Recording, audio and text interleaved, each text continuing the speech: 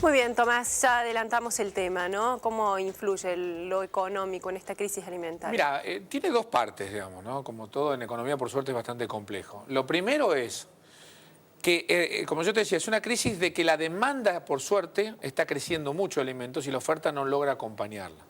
No es que estás teniendo crisis porque estamos produciendo menos alimentos. No, de hecho, si vos ves las producciones de soja, de maíz, de trigo, de carne, de bovina, de carne vacuna, lo que vos tenés es un aumento fenomenal y va creciendo todo el tiempo. Es decir, yo siempre cuento esto en presentaciones que hago, digo, ¿saben cuántos cerdos tiene China? China tiene casi 1.000 millones de cerdos. O sea, este cambio que se veía muy bien en el informe, es decir, que los chinos pasan de comer vegetales a pasar a comer proteína animal, a comer animales, es un salto que permite justamente la mayor riqueza que tienen. Claro. Ahora bien, entonces, ¿China qué era? Era un gran productor de alimentos, sigue siendo un gran productor de alimentos, pero ahora importa más de lo que efectivamente está pudiendo producir. Entonces se convirtió en un importador y antes era un exportador. Es decir, ¿por qué China ahora es un importador y no un exportador? Porque tiene un mercado interno que está empezando a demanda cada vez más. Lo cual es muy bueno. Ahora bien, entonces vos hay pocos países en el mundo que son productores excedentarios. No son tantos. Estados Unidos es el mayor productor del mundo, un gran consumidor, pero tiene grandes excedentes. Brasil, Argentina, zonas de la parte del Cáucaso. Y no hay demasiado, Australia, no hay demasiados lugares más donde haya mucha extensión territorial para producir agricultura y no haya tanta población como que la demande. Entonces tenés, India es un gran productor de alimentos, pero tiene una gran demanda interna.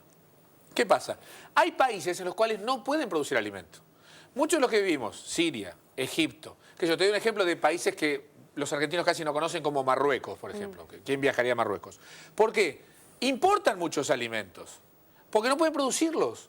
Entonces, ¿qué pasa con esto? En la medida en que China e India van ganando poder adquisitivo, los precios de las commodities van subiendo, los países que no están en condiciones de aprovechar esto y de producirlos, y son demandantes, pero no crecen sus economías tanto, hace que esas poblaciones sean cada vez más pobres. Entonces, los países estos están teniendo, bueno, pero el alimento me sube de precio, y no lo puedo aprovechar porque no lo produzco. Y no crece tanto mi economía como China, entonces estás en un problema. Y esto es lo que ha surgido. Entonces, lo interesante es que no es que los ricos te están haciendo más pobres a los pobres, sino que los pobres que están saliendo de la pobreza y que demandan alimentos están generando más pobres en esos países. Además son esas poblaciones tan enormes, ¿no? Exactamente. Ahora, vos pensá, el desafío que es. Hay un país, un continente que no produce tanto alimento como podría hacerlo. Y se llama África. Claro. O sea, ¿cómo va a venir buena parte de la solución de los problemas? Y esto lo hemos leído en varios lugares, ya Sudamérica está produciendo mucho, Estados Unidos, por supuesto, al que le falta producir mucho más es África. Y terminaría con este problema también, porque buena parte de esa pobreza se genera en África. Claro. Y ¿qué vino pasando, Muriel? Y esto es interesante. Los países vienen hace mucho tiempo diciendo, bueno, hay que ayudar a África, hay que dar alimentos. Entonces le regalan alimentos. Entonces, claro, ¿quién se pone a producir alimentos? ¿Cómo puede un productor de alimentos en África pelear contra alimento gratuito que le viene de otros lugares? Que además es alimento gratuito, pero que es muy costoso, ¿no? Al mundo le cuesta muy costoso mucho mandar ese alimento. Bueno, pero entonces, ¿qué terminabas armando? Que África no terminaba produciendo alimentos. ¿Por qué? Porque producir localmente era mejor. Entonces se generaba un círculo vicioso. Por eso hace tiempo, ya que ya está consensuado, no se regalan alimentos, sino que lo que se fomenta es la producción de alimentos. Y esto es importante y es el desafío en África. Y quiero aprovechar también tu presencia acá para que nos explique cómo incide también la especulación financiera, ¿no? Esa es la segunda los argentinos escuchamos hablar por ahí esto de los mercados a futuro, de los precios a futuro, y por ahí no entendemos muy bien cómo funciona y también la incidencia que puede tener en esto. El otro punto es el siguiente, no son los mercados a futuro, está bien, hay una gran ignorancia al respecto, pero el mercado a futuro es, yo te vendo hoy, correcto, fijo precio hoy, algo que te voy a entregar dentro de 6-7 meses. En realidad, si yo soy productor y yo te puedo vender a vos mi producto ya a un precio hoy determinado cuando tengo los costos, que es cuando siembro, para mí es fantástico, o sea, quitaste la especulación.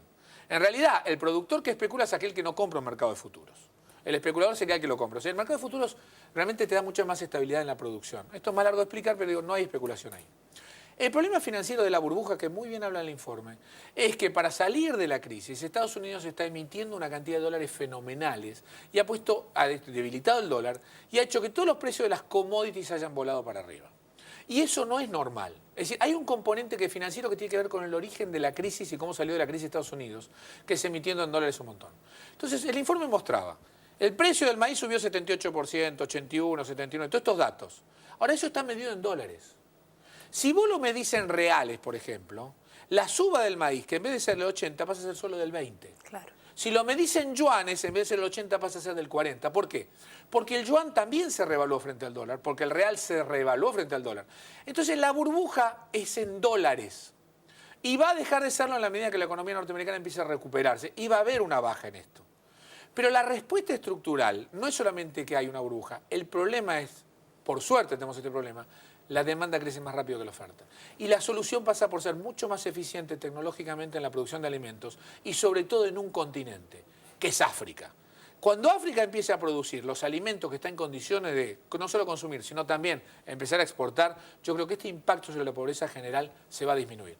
Es fácil decirlo, es terriblemente difícil hacerlo por las complejidades sociales y políticas que tiene también el propio África.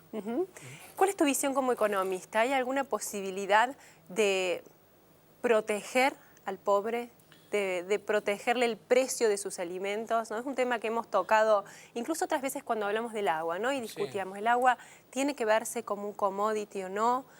¿Hay que garantizar cierto acceso y gratuidad?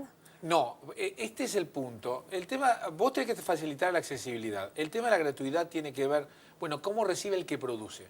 El problema de producir alimentos es que lo tenés que hacer permanentemente y todos los días es una decisión. Es decir, vos producir soja tomás todos los años la decisión de cuánto vas a producir, qué tecnología vas a usar. Para producir trigo es todos los años tomás la decisión de cuánto vas a producir y cómo lo vas a hacer. Entonces, los precios son muy importantes en esto, de saber cuánta tecnología le vas a poner, etc. La cantidad de tierra es limitada, vos podés ampliarla un poco más.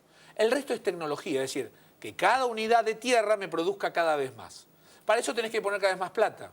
Si vos garantizás gratuidades o precios máximos, lo que hace el productor es producir menos. Este es el típico problema que hay. Entonces, lo que vos tenés que fomentar son mecanismos en los cuales la producción de alimentos vaya haciéndolo. Entonces, vos querés eso, podés subsidiar la demanda, es decir, darle recursos a las personas para que puedan comprar esos alimentos y darle esos ingresos, pero nunca el alimento gratuito. Porque el alimento gratuito ya está demostrado, y sobre todo en África, ha hecho una de las peores destrucciones que es la producción de África. África producía más alimento hace 40 años que hoy. ¿Entendés? Entonces, esto es lo que tenés que evitar. Claro, la parte impositiva, ¿no? Que no haya este impuesto. Pero no solamente eso, es el tema del regalo. Es decir, esta cuestión de, bueno, como tiene hambre, entonces voy y se lo regalo. Bueno, pero si lo regalo, ¿qué consecuencias tiene el regalo? Digo, vos te quedás bien, pero después, ¿cómo lo mantenés en el tiempo? Porque la gente necesita alimentarse durante toda su vida, no durante un momento. Vos tenés que producir durante toda la vida a cada vez más gente y que quiere más sofisticación en su alimento. Entonces vos tenés que ir acompañando esta oferta todo el tiempo. Entonces el precio no puede ser la variable. Podés subsidiar la demanda, pero tenés que fomentar la difusión de tecnología, qué haces con los transgénicos, cómo haces para que la producción sea más eficiente y el uso del agua más racional. Claro. Argentina, por ejemplo, la producción de arroz en Argentina es por inundación, cuando se puede hacer de otra manera. Ahora bien, para eso el arroz tiene que valer, porque usarlo de otra manera cuesta más caro. Entonces, los commodities que sirven para alimentar no son demasiados tampoco, pueden ser manejados, pero tienen que ser manejados desde el subsidio de la demanda. Cuando se metieron por la oferta, control de precios, terminó produciéndose menos alimentos y por lo tanto la situación se terminó agravando. Y África es el peor de los casos en ese sentido. ¿Y cuál visualizás que va a ser la situación de la Argentina, ¿no? Cuando hablamos de crisis alimentaria decimos, bueno, una situación muy triste para toda la humanidad, pero de repente una oportunidad para nuestro país, ¿no? Nuestra oportunidad es fenomenal. Argentina, ¿y cómo no desperdiciarla? Argentina la está desperdiciando en cierta manera y yo siempre digo, Argentina tendría que estar produciendo por lo menos 150 millones de toneladas, que es lo que puede hacer, de granos, mucho más, y el doble tendría que tener de carne vacuna, que tendría que exportar en buena medida. Claro. El problema está que no solo es un problema económico, es un problema ético.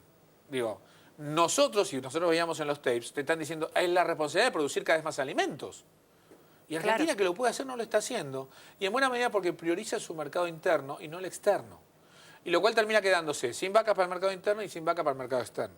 Entonces Argentina tiene una responsabilidad moral con la sociedad universal, que es que como uno de los pocos países que puede producir en excedente alimentos, tiene la responsabilidad de producir lo más que pueda para exportarle al mundo, para que de esa manera bajen un poco los precios y puedan accederse a toda la gente. Ese es nuestro desafío. Sí, y la responsabilidad moral también hacia el interior, ¿no? De gente, de chicos que se mueren de hambre hoy en nuestro país. Los chicos que se mueren en Argentina, yo vuelvo a decir esto es muy importante. Los chicos que se mueren en la Argentina de hambre no es por problema de alimento ni problema de plata, es problema de ineficiencia de nuestra sociedad y del Estado específicamente. Son pocos los casos para la población que tenemos de alimentos. Nuestro problema como gran país excedentario es la obesidad. Es decir, el 40% de los chicos menor de 18 años tiene sobrepeso en Argentina y está creciendo enormemente. Estamos empezando a tener el problema de la gordura como problema de la sociedad. Obviamente nos toca el corazón y nos llama y nos ve cuando vemos un chico muriéndose de hambre. Pero eso en la Argentina es un problema de eficiencia. No debería pasar. No puede pasar. Es un problema de tremendo. ineficiencia social y estatal. Sí. Punto. Pero no es un problema de carencia. A Argentina no le puede estar pasando esto. Bueno, es todavía peor, ¿no? Es todavía peor. Pero habla de, ojo, porque no busquemos la culpa en la alimentación. No ocupemos la culpa en que nos falta. No, no. La culpa está en que el Estado está teniendo un montón de sectores marginados donde no llega y donde no los educa o no los integra a la sociedad. Vamos, dar alimento en Argentina cuesta muy poca plata. No es la preocupación. Eso es ineficiencia de administración de nuestra sociedad que tiene estas injusticias donde no las tiene que tener. Pero el problema social como sociedad en Argentina, que no le estamos dando tanta importancia, es el tema de la obesidad y todos los problemas que está trayendo. Que es lógico, si somos un país que puede producir alimentos por 10 veces más de lo que consume internamente. Claro. ¿Estamos? Tomás, muchas gracias. Muchas gracias, Muriel. Gracias a ustedes también por habernos acompañado. Hasta el domingo próximo.